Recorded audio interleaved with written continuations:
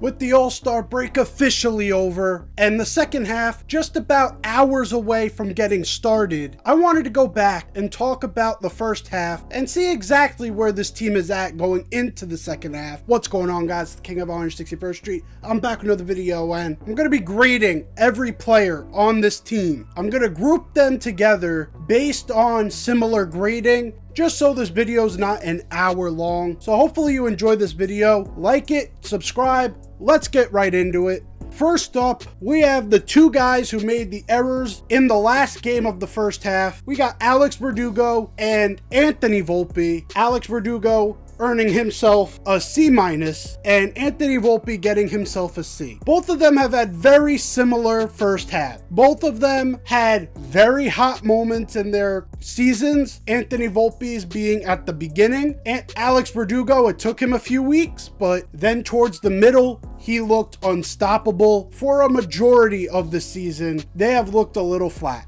Both of them have spent time at the leadoff spot, and it's done worse for them than good. I don't know what the answer is. For Anthony Volpe, it seems as though he has almost regressed back to the swing he had in 23. I'm seeing a lot of pitches that he should be getting to that he's just underneath. He's not focusing his attention to right field anymore, to the point where teams are shifting on him again. In the beginning of the season, if you said, oh, teams are shifting on Anthony Volpe, you would have called them crazy because he was hitting everything to right field. Once he got away from that, that's when the struggles started, and once he gets back to that, I believe he will be fine. The only question here is, how long will it take before he gets back to that? With Alex Verdugo, it's a little bit more complicated. He's on the last year of his deal. He's a guy that is very polarizing in this fan base. A lot of people like him based on how he was in the beginning. Seeing the production he has given and seeing the guys that we have in the wings, it's not improbable that he is not starting in left field by the end of this season. When you have guys like Jasson Dominguez and you have chances to get other guys in the trade market like Jazz Chisholm, who has outfield experience now, and there's others that could be playing that left field spot. This is do or die at the start of this for Alex Verdugo to hit that stride again. I don't know exactly how he does that at the plate. I know in the field he is a platinum glove player, but at the plate lately he has looked lost. Everything's on the ground,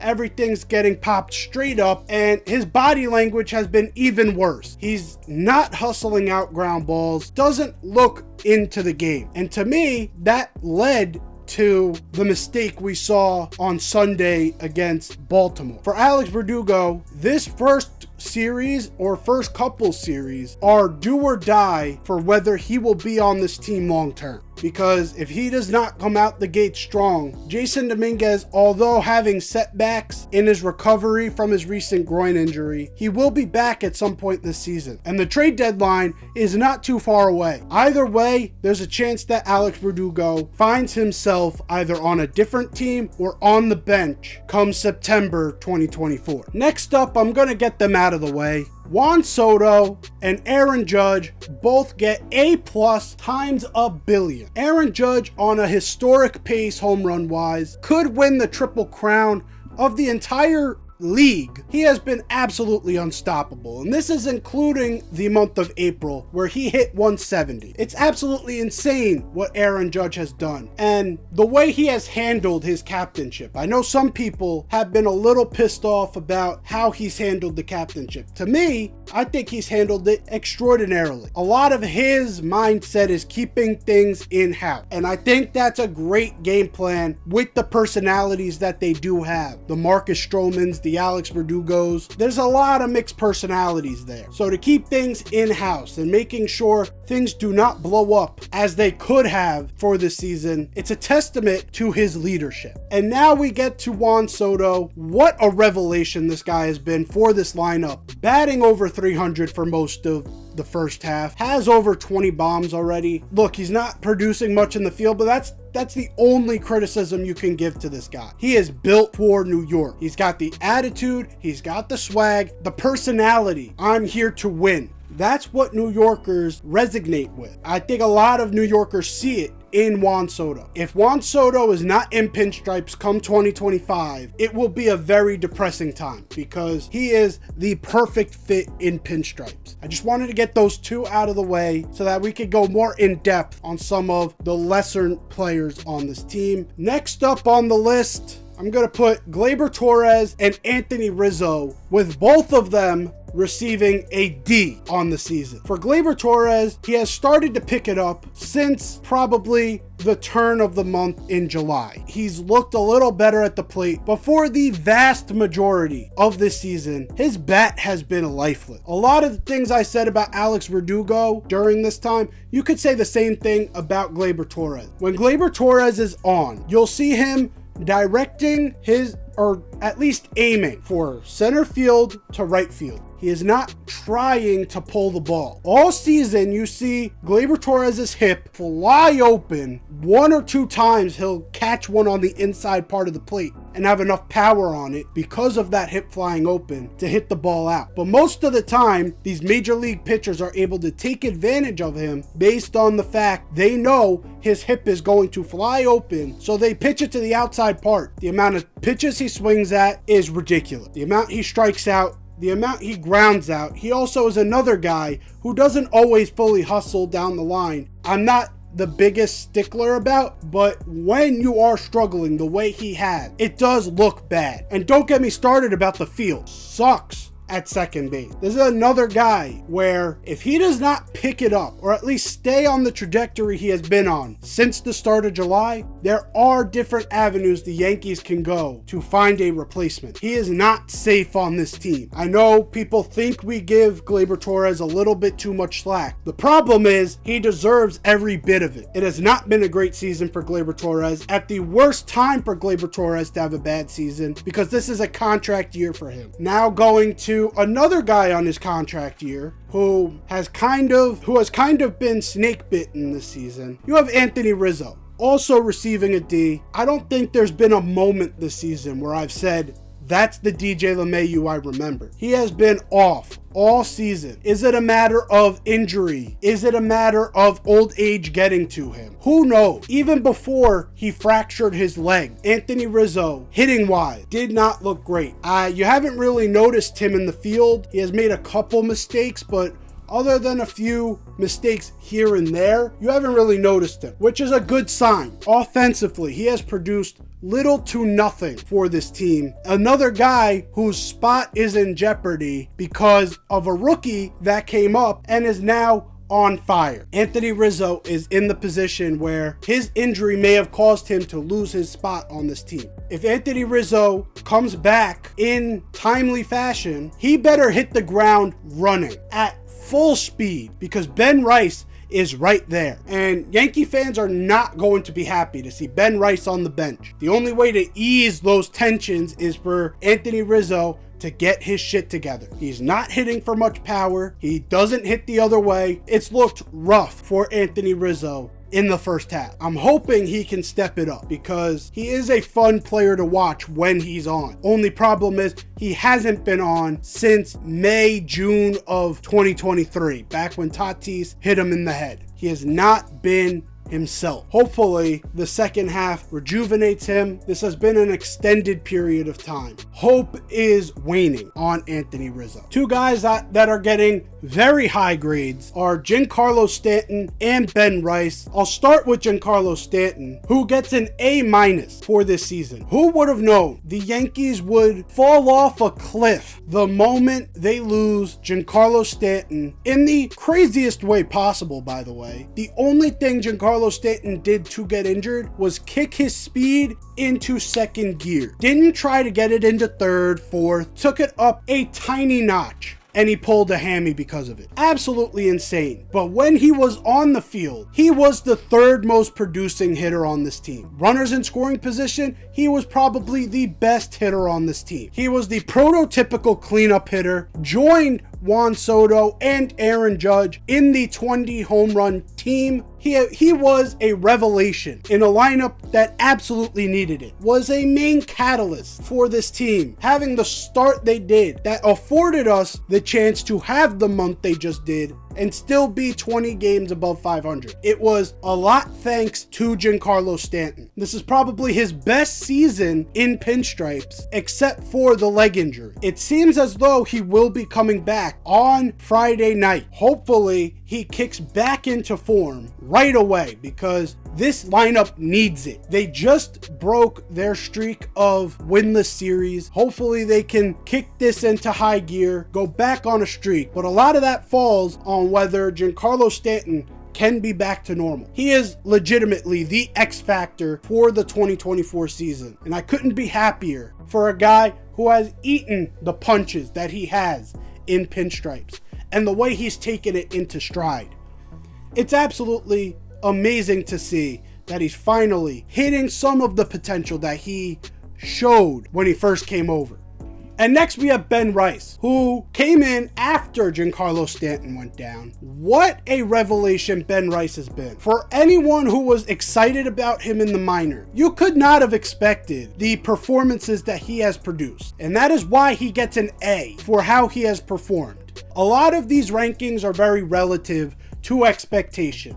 And whoever expected Ben Rice in moments where they needed it most, to the point where they moved Ben Rice to the leadoff spot less than a month into his tenure in the majors, and then proceeded to put him in the cleanup spot as another measure to try and produce runs. Because he is one of our most consistent offensive forces at the moment. The 3 home run game against Boston. You had the massive home run against Baltimore that will be overshadowed by the errors. But it still happened. He still hit that 3-run home run. This has been an amazing start to the season for Ben Rice. Hopefully, if Anthony Rizzo doesn't come back, he comes back and struggles, that Ben Rice can maintain this form for a majority of this second half, because this Yankees offense is in dire need of extra power, and that's exactly what Ben Rice has shown. What an amazing start for a rookie that wasn't even ranked 3 years ago.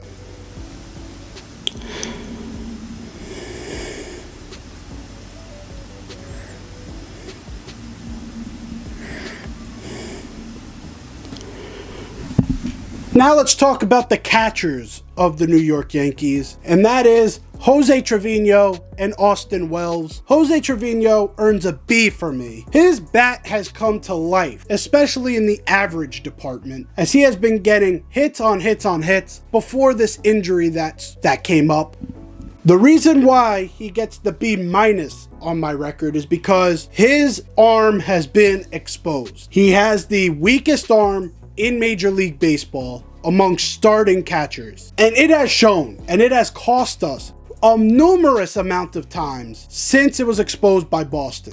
But overall, his defense is still there. He's still stealing a ton of strikes based on his framing ability. Jose Trevino has done everything you have asked him to do. He is a consistent force at the bottom of the lineup, being able to get on base for the top of the order to try and do damage. He has been able to keep pitches in front of him, keeping hitters from going to second base off of wild pitches. And you know these pitchers are wild.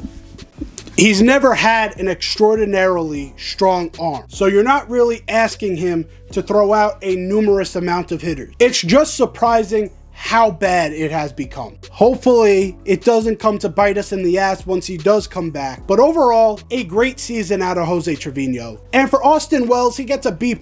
Not too far behind Jose Trevino in terms of weakest arms in the league. He too has struggled throwing hitters out. Defensively, he has exceeded expectations in my opinion, and hitting wise, he was the most unlucky hitter to start this season, and once his results started to come, it's been awesome to see. You just saw in Baltimore the 3-run homer he gave in game 2 to be able to seal that game. That's the type of offense we expected out of Austin Wells coming up. His bat was never a question. The real question was, can he field at a professional level? And that's the main X factor here. His fielding has shown wonders that no one was expecting. He is holding his own in the field. Out of any position that is basically a lock in terms of who will be there come September and October, catcher is one of the most secure positions. Again, if Jose Trevino is able to come back from this injury healthy. As long as that happens, the catcher position is locked up. And both of these guys are great options. I'm glad that we have this tandem here, as it has been another catalyst to this team because of the way they also work with the pitchers. Austin Wells working well with Marcus Stroman. You have Jose Trevino, who works really well with guys like Luis Gil and Clark Schmidt. Overall, I love where the catching position is on this team. Hopefully Jose Trevino is able to come back in good time.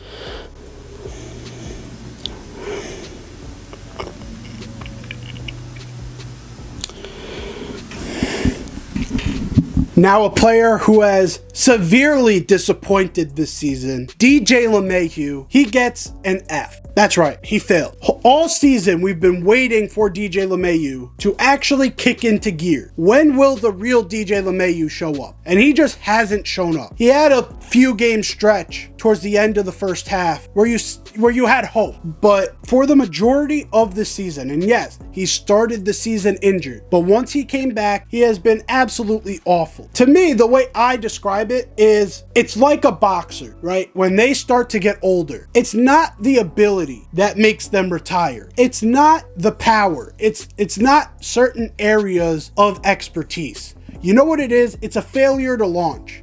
It's knowing what you have to do, trying to do it, and it just won't happen. DJ LeMahieu looks like a guy who knows exactly what he has to do, tries to do it, and it just doesn't work. It looks like his power is absolutely dead. He's not able to hit the ball the other way. He seems like a guy who has a failure to launch. And that is why I am deeply concerned about DJ. And I'm hoping that come trade deadline time, he becomes a utility man and a guy who doesn't get much starts because his age is getting to him severely. And he will be a main cause for the Yankees to not advance. Because you can't have a guy who's an automatic out in this lineup. Hopefully, DJ's able to kick into somewhat of a gear to show us flashes of his former self. I just feel like we're a little bit too far past that point with a guy like DJ LeMahieu.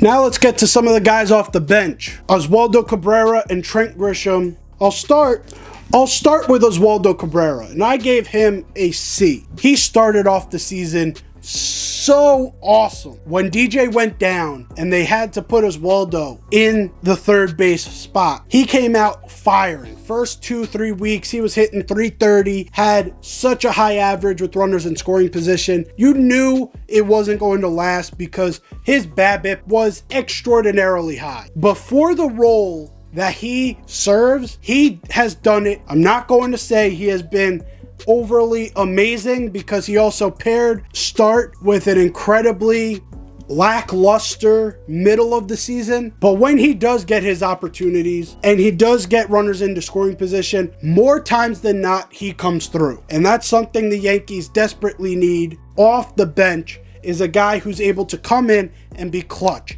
And that's exactly what Oswaldo Cabrera has shown. I have enjoyed the season out of Oswaldo. So to me, C is a proper grade for someone like that. Now, Trent Grisham, I have had my gripes about Trent Grisham. I don't love the way he fields. I don't love his at-bats. But overall, this season has been a C+. Trent Grisham has so many staggered opportunities to where it's hard to gauge a player's consistency when they're getting 5 ABs in 1 month, 15 ABs in another month, and then all of a sudden get thrown into the fire and have to get 50 ABs once a guy like Giancarlo Stanton goes out and they try to DH Judge, so he gets thrown into center field for 3/4 of the game. But overall, I feel like he's handled it pretty well. His power has been there. When he gets the opportunities to hit, it's either a home run or a strikeout. He doesn't do much in between. But the power he has shown has given hope to me. Once Giancarlo Stanton comes back,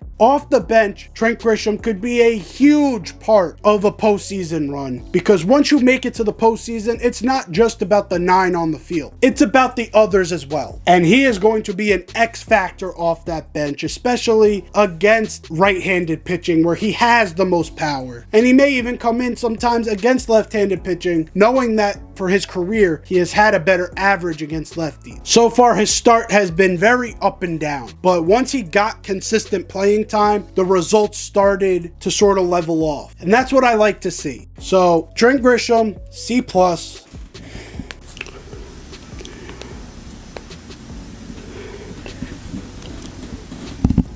There's other guys on this roster like Jon Berti and JD Davis, but I'm not going to grade them. They just haven't had enough time on this team for me to actually rate them properly. I was going to try and rate them. I don't like JD Davis. I like Jon Berti's talent. Overall, not going to get into it. They haven't had enough time for me to get a full opinion. So now, let's go to the pitchers, because there's a lot to talk about here. Let's go with the starting rotation.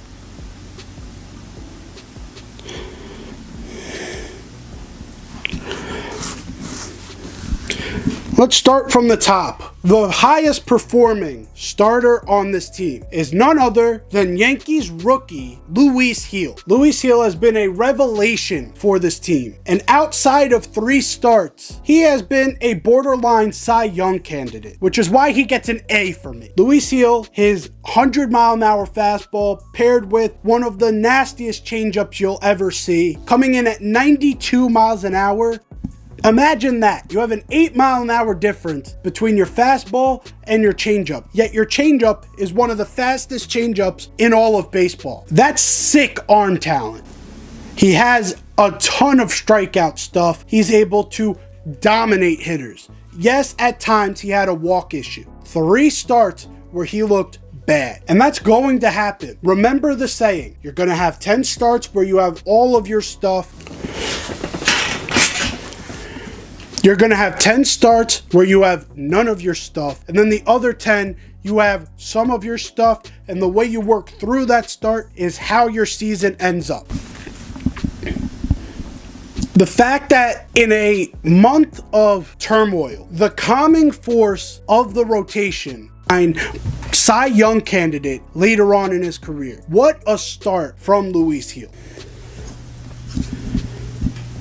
Next, of course, we got the ace of this staff, Gerrit Cole. Yes, came back from injury, has not had too many starts. I feel like he's had enough to where you can kind of grade where his season is at this point. To me, he has had a B+ start to his season. For a guy who had a few rehab starts, no real spring training, you knew out the gates it wasn't going to be pretty. And it wasn't, but you know what I respected out of Gerrit Cole during that? Is that he kept it somewhat manageable for most of his starts. No matter if he had none of his stuff or some of the starts where he had all of his stuff. He made sure it wasn't out of hand. Yeah, he would come out in early parts of the game, and that's because of pitch counts or his lack of control, but overall, he never put the team in a huge hole. Now that he seemingly has found his stuff, especially with his last start in Baltimore, I'm expecting an A+ second half from Gerrit Cole. And that 1-2 punch, Luis Gil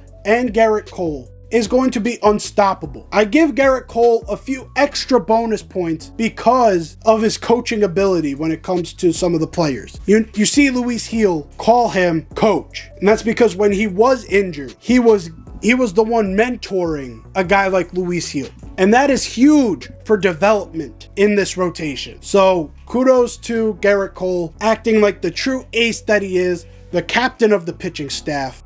Let's move on. We're going to combine 2 of these pitchers. Marcus Stroman and Clarke Schmidt both get B's in my opinion. Marcus Stroman to me has been awesome. To me, he has looked like the steal of the offseason, signed a 2-year deal after no one wanted him. And yet he has come out and he has implemented his style well. He has had a few hiccups along the way, but overall, he's able to keep the ball on the ground and he's able to bring his emotion out to be able to fuel him through these starts.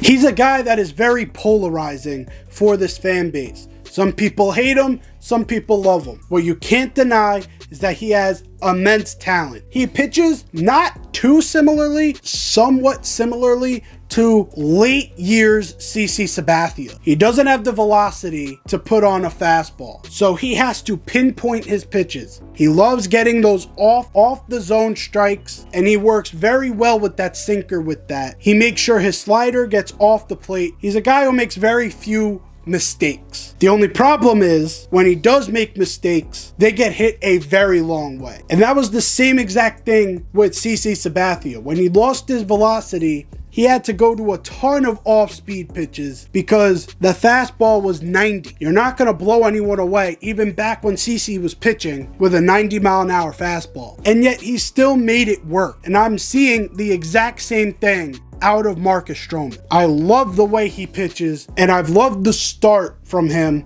I'm expecting an even better second half from a guy like Marcus Stroman. And for Clarke Schmidt, before his injury, he has been a huge surprise in my opinion. I've always been a downer. I think Clarke Schmidt is a good pitcher, but he deserves to be in the bullpen. He's a guy who can pitch to the first part of the lineup. Then, once he goes second time, third time, things start to unravel. This year, there's been less of that. It started off bad, and you guys have seen it on this channel. Me talking about how bad it has been, at least at the start of the season. When he would go and he would pitch the first part of the batting order, the first 3 innings. Then by the 4th inning, 5th inning, he gave up 3-4 runs and had to be pulled. He was a 5th inning merchant. But later on, right before his injuries, he really started to turn a corner where he was facing guys for a second time. He was starting to get into the 3rd time through the order, able to go 6 innings and have success. Something I did not expect. So props to Clarke Schmidt. Hopefully when he comes back, he is heavily utilized in this rotation, and possibly come the latter part of the season, we're able to have a 6-man rotation to make sure he gets some burn, because the way he ended things off before his injury, he deserves it.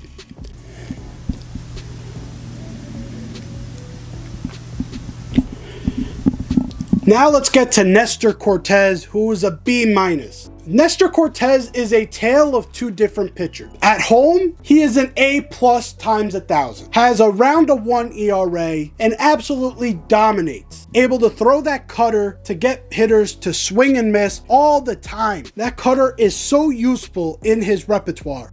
I don't understand how he does fucked up when he throws that cutter on an 0-2 count. It's absolutely unbelievable. His slider is tremendous. He works beautifully when he's at home, but when he's on the road, he's a different beast. It seems like he's flat. That cutter doesn't seem to have the same bite on it. The sliders seem to hang. His fastball seemed to be flat. And that leads you to a 5 ERA on the road. It's gotten to the point where a lot of Yankee fans believe he should pitch only at home. He should never pitch on the road. You skip his start. And that is just not viable. For a team like the Yankees, who already struggles with injuries, you're not going to just sit a guy based on these types of stats. But it is very concerning for postseason time, because he is not the number 1 on this team. He's not the number 2 on this team. So if we do get home field advantage, time pitching will be on the road. And if he's on the road pitching, watch out, because there's going to be a lot of pitches going to the stands.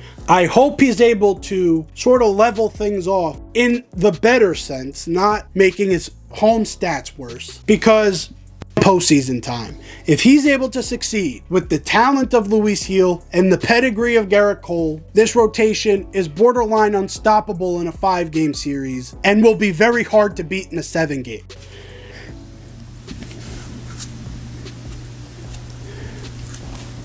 Now here's where we get into some issues. I know a lot of people were very excited about Carlos Rodon's start to the season. He was not giving up as many runs as he did in 2023. And it got people very hyped up. But I had some concerns below the layers have basically all come out at once. He's getting a C-.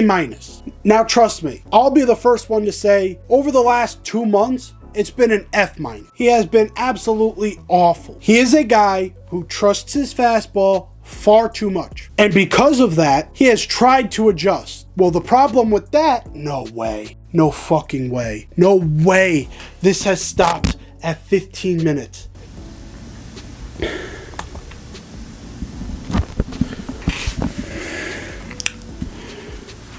Let's just keep going. There's no way you're going to succeed when your fastball is that flat and then you try to adjust. He's a primary fastball pitcher. His other pitches are not fully developed. So when he starts trying to become a breaking ball pitcher, what happens? Well, he gets smoked. Things have to change for Carlos Rodon if this second half is going to be different for him. Because if not, it's going to look a lot like 2023. And we do not want that. So Carlos Rodon gets a D minus. Carlos Rodon gets a C minus.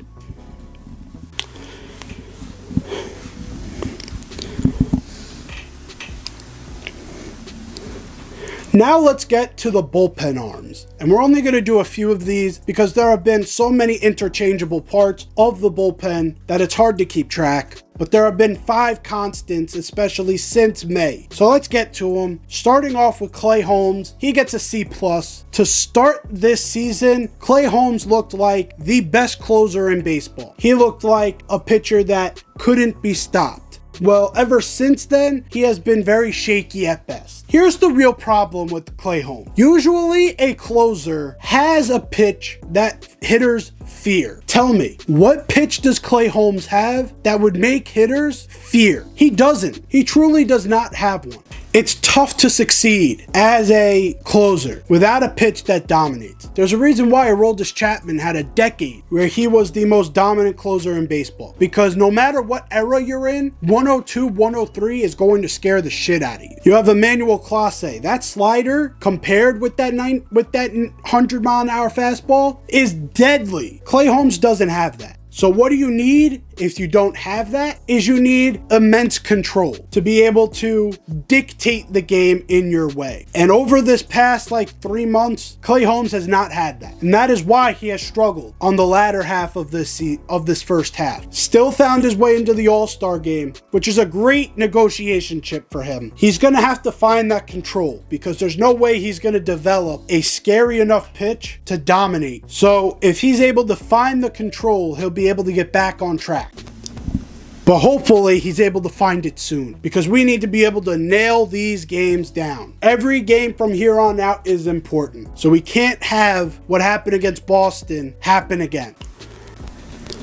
Let's get to a couple bullpen arms that have exceeded all expectations. You have Luke Weaver and DFA signee Michael Tonkin. Luke Weaver gets an A- for me. A guy who was signed in the offseason as a projected starter. Once Luis Gil won the job, he was thrown into the bullpen, and that has been a godsend for the New York Yankees. He has been probably the most consistent force out of the bullpen. Able to set it up in the 7th inning. You know when he comes in, 9 times out of 10, he's mowing these hitters down. Using his 97-mile-an-hour fastball compared with his control, with his breaking pitches. He just looks like the immense pro. And that's what I've loved the most out of him, is how effortless things look and how professional of a pitcher he does look like. And I'm not talking about celebration-wise, I'm talking about on the mound. How almost veteran-like he is. He's just very stoic, and it impresses me so much. Props to Luke Weaver.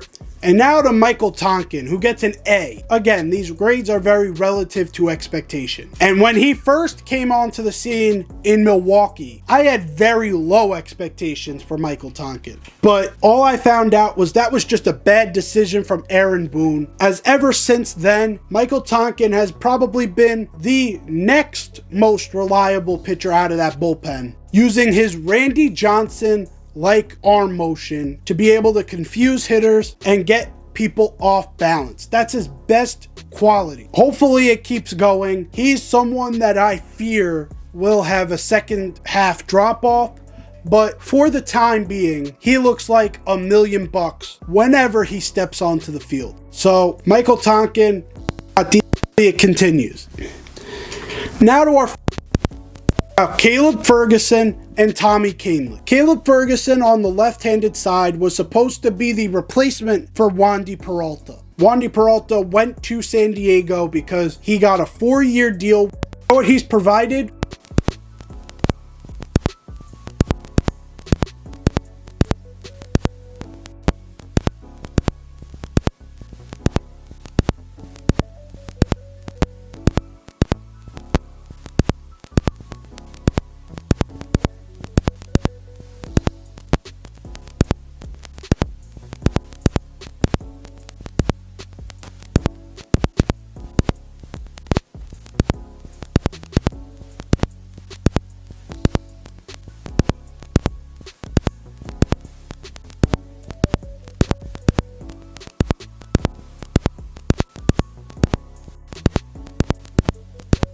To develop it up,